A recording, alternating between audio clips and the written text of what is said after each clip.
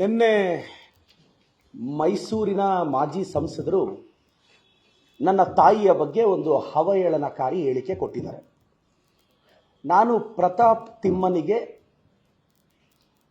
ಕೇಳ್ತಾ ಇದ್ದೀನಿ, ನನ್ನ ತಾಯಿಯಾದ ಮಂಜುಳಾರವರಿಗೆ ನೀನು ಕ್ಷಮೆ ಕೇಳಬೇಕು. ನನ್ನ ತಾಯಿಗೆ ನೀನು ಅವಮಾನ ಮಾಡಿದ್ಯಾ. ನನ್ನ ತಾಯಿ ಹೆಸರು ಮಂಜುಳಾ ಅಂತ.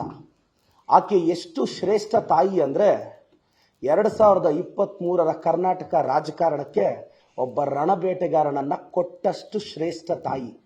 ಆಕಾಶದಲ್ಲಿದ್ರಲ್ಲ ಅವ್ರನ್ನೆಲ್ಲ ಭೂಮಿಗಿಳಿಸಿದಂತಹ ವ್ಯಕ್ತಿಗೆ ಜನ್ಮ ಕೊಟ್ಟ ತಾಯಿ.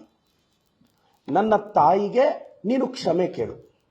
ನನ್ನ ತಾಯಿ ಎಲ್ಲೋ ಸ್ವರ್ಗದಲ್ಲಿದ್ದಾರೆ, ನೀನು ಅಲ್ಲಿಗೋಗಿ ಕ್ಷಮೆ ಕೇಳಬೇಡ. ಯಾಕೆಂದ್ರೆ ನಿನ್ನಂಥವ್ರು ನರಕಕ್ಕೆ ಹೋಗೋದು, ಸ್ವರ್ಗಕ್ಕೆಲ್ಲ ಹೋಗಲ್ಲ.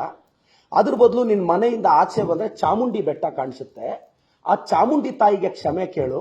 ಯಾಕೆಂದ್ರೆ ನನ್ನ ತಾಯಿ ಚಾಮುಂಡಿ ತಾಯಿ ಅಷ್ಟೇ ಶ್ರೇಷ್ಠಳು. ಇಲ್ಲ ನಿನಗೆ ಆಚೆ ಬರೋಕ್ಕಾಗಲಿಲ್ಲ ಅಂದ್ರೆ ಮನೆಯಲ್ಲಿ ಸೀತಾದೇವಿ ಫೋಟೋ ಇದ್ರೆ ಸೀತಾಮಾತೆಗೆ ಕ್ಷಮೆ ಕೇಳು. ಯಾಕೆ ಅಂದ್ರೆ ಸೀತಾದೇವಿ ಅಷ್ಟೇ ನನ್ನ ತಾಯಿ ಶ್ರೇಷ್ಠಳು ಅಂತ. ನಿನಗೆ ಸ್ತ್ರೀ ಕುಲದ ಬಗ್ಗೆ ಗೌರವ ಇದ್ರೆ ನನ್ನ ತಾಯಿಯ ಬಗ್ಗೆ ನೀನು ಮಾತನಾಡಿದಂಥ ಹೇಳಿಕೆನ ವಾಪಸ್ ತೆಗೆದು ಕ್ಷಮೆ ಕೇಳಬೇಕು.